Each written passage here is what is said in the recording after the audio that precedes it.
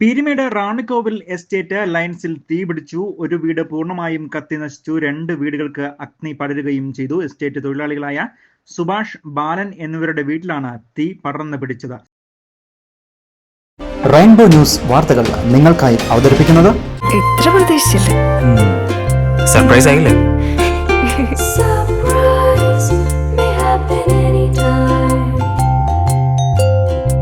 പവിത്ര gold, എന്നും സ്വന്തം. ഒരെണ്ണം കൂടി വാങ്ങായിരുന്നു.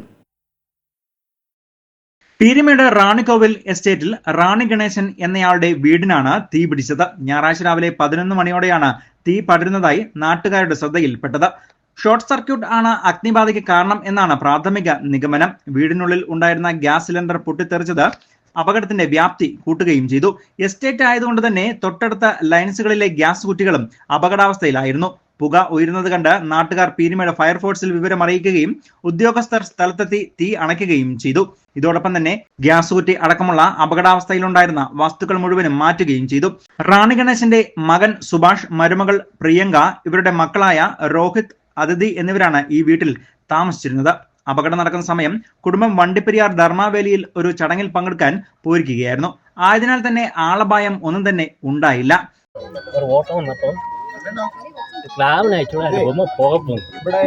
പുകയും കണ്ട് ഞാൻ എന്നാന്ന് ഓടി വന്നു. തിരിച്ച് ഓടി വന്നപ്പം ഇതിൻ്റെ അകത്തുനിന്ന് പുക വന്നു.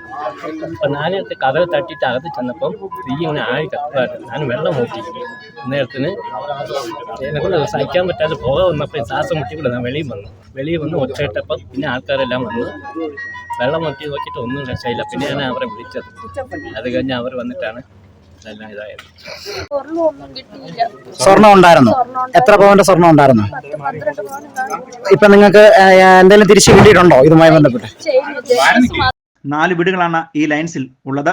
ഒരു വീട് പൂർണ്ണമായും കത്തി നശിക്കുകയും ബാക്കി 2 വീടുകൾ ഭാഗികമായി തീ പടരുകയും ചെയ്തു. സുഭാഷ് താമസിച്ചിരുന്ന വീട്ടിലെ വീട്ടുപകരണങ്ങൾ, വീട്ടിൽ സൂക്ഷിച്ചിരുന്ന 12 പവൻ ആഭരണവും 20,000 രൂപയും അഗ്നിക്കിരയായി. അന്നേരം തന്നെ 2 യൂണിറ്റ് ഫയർഫോഴ്സ് യൂണിറ്റുകളുമായിട്ട് ഇവിടെ സംഭവ സ്ഥലത്തായിരുന്നു. പ്രധാനമായിട്ടും നമുക്കിവിടെ എത്താൻ റോഡ് വളരെ സൗകര്യമായിരുന്നു. അതുകൊണ്ട് തന്നെ അതിന് ഏറ്റവും അടുത്തെത്താൻ പറ്റി.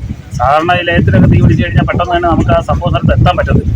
അതാണ് നമ്മൾ അനുഭവിക്കുന്ന ഏറ്റവും വലിയ ബുദ്ധിമുട്ട്. എന്നാൽ ഇത് സംബന്ധിച്ച് ഇത് പെട്ടെന്ന് തന്നെ നമുക്ക് സ്പോട്ടിൽ എത്താനും ഏതാണ്ട് 7ഓളം ഓസുകളിട്ട് എല്ലാവരും കൂടെ ഇവിടെ പെട്ടെന്ന് തന്നെ നമുക്ക് തീ അണയ്ക്കാനും, അതുകൊണ്ട് തന്നെ ഒരു ലയത്തിൽ മാത്രം പൂർണ്ണമായി നശിക്കുകയും ബാക്കിയുള്ള 2 ലയങ്ങൾ നമുക്ക് സേവ് ചെയ്യാനും. ഏകദേശം 1.25 മണിക്കൂറോളം ഏകദേശം 9ഓളം ഫയർഫോഴ്സ് ഉദ്യോഗസ്ഥർ STO ബികുമാർ സാറിന്റെ നേതൃത്വത്തിൽ 1.25 മണിക്കൂറോളം കിടന്ന് കഠിന പ്രയത്നം ചെയ്തതിന് ശേഷം മാത്രമാണ് നമുക്ക് ഏകദേശം 4 വീടുകൾ ഒരുമിച്ചിരിക്കുന്ന ഒരു ലയമാണ്. 4 വീടുകൾ, 4 കുടുംബങ്ങളുള്ള ഒരു ലയമാണ്. ആ ലയത്തിൽ നമുക്ക് ആ കത്തിക്കൊണ്ടിരിക്കുന്നതല്ലാതെ മറ്റു പുറത്തേക്ക് അതിന്റെ വ്യാപ്തി കുറയുന്നതിന് വേണ്ടുള്ള കാര്യങ്ങൾ ചെയ്യുവാനും കത്തി നശിച്ചതിന്റെ വ്യാപ്തി കുറയ്ക്കുവാനും പിന്നെ അവർക്ക് വേണ്ട വിലപ്പെട്ട ഏകദേശം 5ഓളം ഗോൾഡിന്റെ യൂണിറ്റുകളുണ്ടെന്ന് ആ മകൾ വിളിച്ചു പറയുണ്ടായി. Peermade fire force ASTO Binukumar, senior fire and rescue officer Sujith Kumar, fire ഓഫീസർമാരായ Sumesh S, Arun Singh, Manu AG, Praveen Kumar, Nikhil Joseph, Sunil Kumar എന്നിവരുടെ നേതൃത്വത്തിലുള്ള സംഘമാണ് അഗ്നിബാധ പൂർണ്ണമായും കെടുത്തിയത്.